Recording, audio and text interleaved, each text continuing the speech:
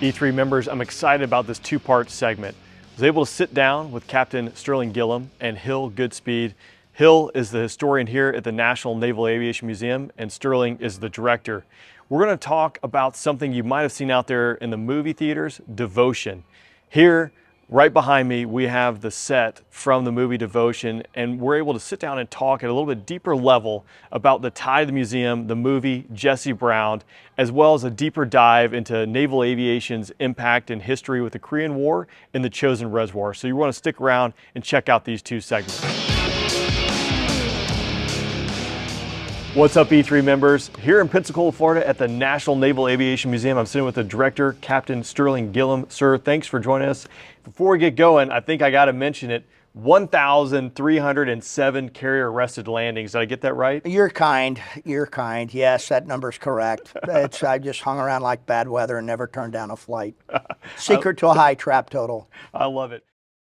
I hope you're enjoying this content, and if you are, we have lots more in store for you.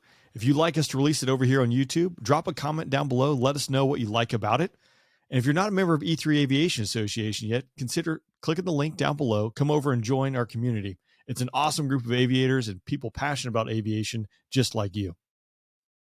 Well, we're sitting here, and today we're going to talk about the f4u. We're going to talk about the movie Devotion and a new display or a new exhibit you guys have here at the museum, which I think is pretty powerful. And I want to turn it over to you to talk a little bit about how this came about and some of the nuts and bolts about the story. Well, we're very, very excited about it. We're sitting in front of the museum's newest exhibit. It's technically called the Korea exhibit, but it's colloquially known as the Devotion exhibit by the movie and the book of the same name. The book details the remarkable story of Thomas Hudner and Jesse Brown. Jesse Brown being the first African-American naval aviator, and his wingman and squadron mate, Thomas Hudner.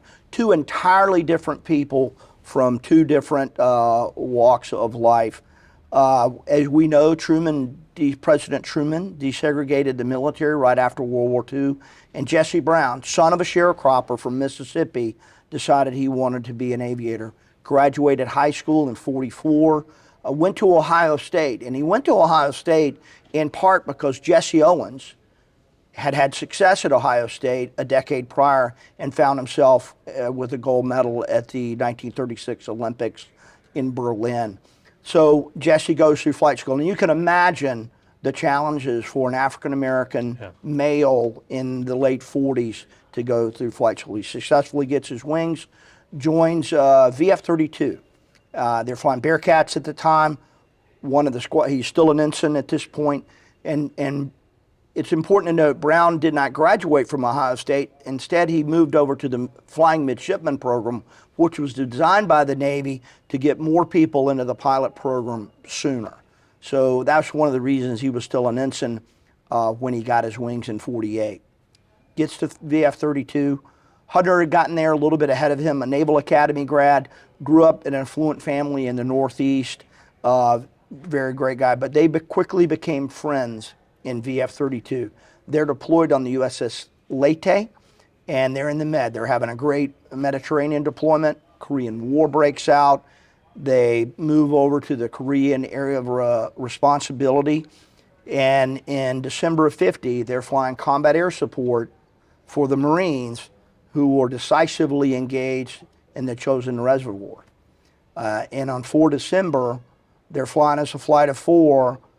Brown takes some anti-aircraft fire and is forced to crash land his airplane in Korea. It's late in the afternoon. It's December 4th. It's getting dark. It's cold. The flight, which included Hudner circling overhead, looks down, see that Brown had successfully landed the airplane, but the force of the impact had him trapped in the cockpit. The rescue helicopter was 30 minutes away. They could see smoke coming out of the cowling. Thomas Hudner made an incredibly brash decision at that point to crash land his own f4u Corsair in the vicinity of Brown to go rescue his wingman. He gets to the cockpit. Brown is barely conscious. He puts the wool cap, which you'll notice on his head, wraps his scarf around his hands because it is bitterly cold, and proceeds to try to get Brown out of the cockpit. Can't do it, pulling. Brown's in pain. The rescue helicopter lands, they break out sledgehammers and still are unable to get Brown out of the cockpit. Now again, this is 1950, so the helicopters were literally first generation, and with the Chinese forces closing in, losing light, the helicopter pilot says, "We're not capable. We will die here if we stay." Hudner goes over to Brown, comforts him, and Brown's last words were, "Tell Daisy that I love her." Daisy was his wife and mother of their young child, Pamela, that was here. And it was just remarkable. Hudner, crestfallen, they leave. They get back to the Marine encampment. He gets back to the ship a couple of days later, fully expecting for the skipper of the squadron to court-martial him for hazarding his airplane. Instead, he was put in and received the Congressional Medal of Honor. Pretty remarkable story. That really is. There are stories like Air Force-wise talk about the Pardo push, where his wingman was hit and Pardo pushed him across the line but damaged his F4 in the process, and they're both ejecting. And there was some turmoil with that. I can't imagine, one, the decision to crash land your plane, the bravery, the guts it would take to do that, because you're not guaranteed. Right. You're gonna, exactly. Tell me what, tell me. Your own life, he's definitely hazarding not only the airplane, but his life. I had an opportunity to hear Hudner speak on the opportunity of Centennial of Naval Aviation in 2011. He was speaking at a TELEX symposium. And in the Q&A, someone asked, why do you think to do that? And you could hear a pin drop in the place, but he goes, he was my wingman. I felt I really didn't have a choice. He would do the same for me. It's incredibly powerful, because, again, I kind of go back to, we talk about ejection decisions in fighters, when you're going to eject. And one of those things you have to talk about for an Air Force guy on a fixed runway that's not moving around is, if your aircraft's going to depart a prepared surface, what speed, what's your threshold for ejecting? And I always said in F-16, if I'm going off more than a jog, I'm getting out, because when you start looking at just the terrain at a prepared airfield off the sides of the runways, you might have a 20-foot culvert right there, and you're not going to survive it. So then to take that into, combat, into a threat environment where wingman was just shot down, into the mountains, you're not nighttime, late in the afternoon. Are you going to flip that? Yeah, the bravery it took to do that is pretty incredible. It did, and we were a remarkable story. And one of the things that's interesting, and the story is reasonably well known in naval aviation circles, but until the book, and certainly until the movie, it was not that widely known. And one of the things we're excited about in naval aviation is for our given vocation to play a part in advancing the conversation on race in America about an event that happened 72 years ago. Put another way, the folks in VF-32 figured it out. We can too. And the story is pretty remarkable, both the book and the movie, about how much VF-32 embraced their squadron mate, Jesse Brown. Some examples, they'd go into port in the Mediterranean, and if Brown wouldn't get served, the entire squadron would get up and leave. It's pretty remarkable. And then obviously Hudner's actions speak for themselves here. Absolutely. You were able to obviously acquire this F4 piece. It's a remarkable story. What you see behind you, the fuselage, is not a Navy aircraft.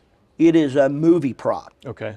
And Black Label Media, who's the production company that did the movie in conjunction with Sony, is there breaking down the set. And we'd had a relationship with, but interestingly, through FedEx, believe it or not. Fred Smith's daughters, Molly and Rachel, are both executives of Black Label Media. So in the conversation between the two organizations, they said, hey, we're breaking down the set. Would you use some of the fuselage? And we go, absolutely. And we decided that we would use it to help invigorate our Korea story. Korea is known to many as the forgotten war. Well, in this museum, it was kind of the forgotten exhibit, and we viewed that we had a wonderful opportunity to rehack our Korea story and better tell the remarkable story of Hudner and Brown as kind of the detonator for that story. So we acquired it in December of 21, made some plans. Where we're sitting now was just open flooring 6 months ago, 8 months ago. And our staff, who loves to bend metal and make sawdust, they came and through several iterations, we came up with the exhibit that you see here that details the intimacy, the starkness, and the grandeur of what transpired on that December day. And you've been able to host some of the family members here. We were, and again, through that relationship with Sony, they were kind enough to give us an advanced screening of the movie Devotion. It released worldwide over Thanksgiving Day weekend. They were kind enough to come here October 29th. We had an advanced screening. It was coincident with a Hall of Honor enshrinement. This museum is not only the National Naval Aviation Museum, but it is a repository for the Naval Aviation Hall of Honor. And to put that in perspective, naval aviation's been around for 111 years, and we've enshrined less than 100 people.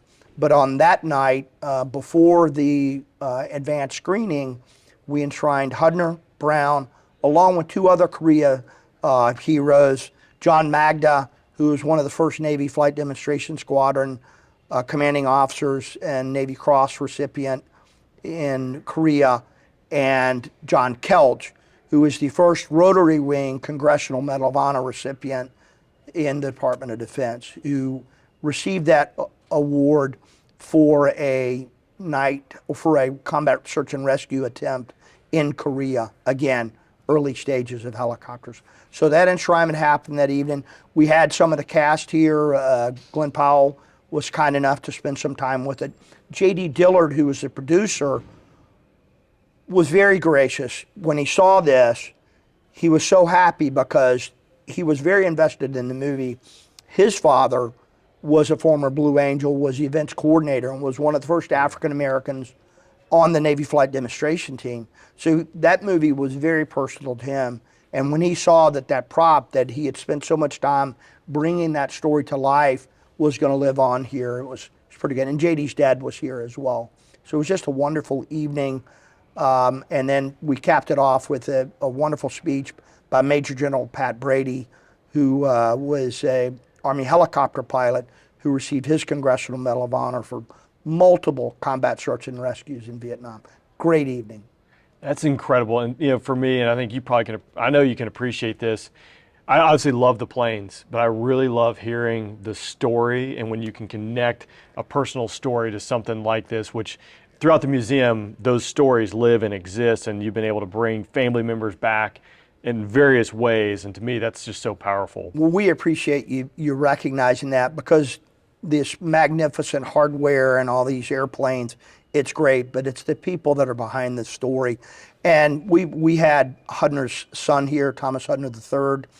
We had Jesse Brown's daughter, granddaughter, and great granddaughter here. Interesting story to that point. This exhibit wasn't open yet, but part of the exhibit is a video of Thomas Hudner giving a panel and describing this event. It's so powerful. You'd love it when you come see it, yeah. And it's fully up, because you hear Hudner's voice rolling over this exhibit, describing the intimate details of that day. And as daughter Pamela was turning the corner, and she's in her late 70s now, she heard the voice and she goes, "Is that Tom?" And it dawned on me at that point that those two families, since that event, December 4th, 1950, had been tied at the hip together. They are close family friends. One from Massachusetts, one from Mississippi. And it was really, really gratifying to see that relationship across those two families endure for all these decades. I think you made a good point too, with these type of connections you find in the military. And I know, again, you can relate to it just like I can, but there's some pretty powerful connections and stories that come out of it. And people from, I'm from Georgia, but you become best friends from someone Right. from California, completely different socioeconomic backgrounds, but you really you peel back the onion and you really get to see the character of a person when you get put in these situations, and it forms some pretty strong bonds. Well, it took me 6 pay grades to fully appreciate this, but I've come to believe naval aviation is a family business knitted together not by biology or genetics, but by common purpose, like ideals, and shared sacrifice. And the really, really cool thing about that family is you don't necessarily have to wear a flight suit to be part of it. Spouses, family members, industry partners, they're all invested in this vocation of military aviation. And as you said, it's pretty remarkable the bonds that are developed over that time, and it's special. And we love here at the museum to be able to capture those stories and tell them to the larger public. Yeah, I think when you have a mission, when you have a purpose, and everyone is fighting to get to that objective, same way, same day, and everyone wants to Right. win, that's really when you see all the frivolous stuff Right. and all the noise. Not necessarily it's frivolous, but there is a lot of noise out there Right. in society today. There is a lot of noise, and again, that's why this story, which happened 7 decades ago, is so remarkable, because those relationships developed in VF-32 are important and speak to today's issues. Well, sir, I really appreciate you taking the time again. Just tell us a little bit of the background. I have not seen the movie yet. I got to see the movie as we're recording this. It's right after Thanksgiving, so I'm looking forward to seeing that and learning a little bit more. So thank you again. You bet. Thank you. Well, E3 members, we got a lot more coming your way. I hope you enjoyed this segment, and we'll see you next time.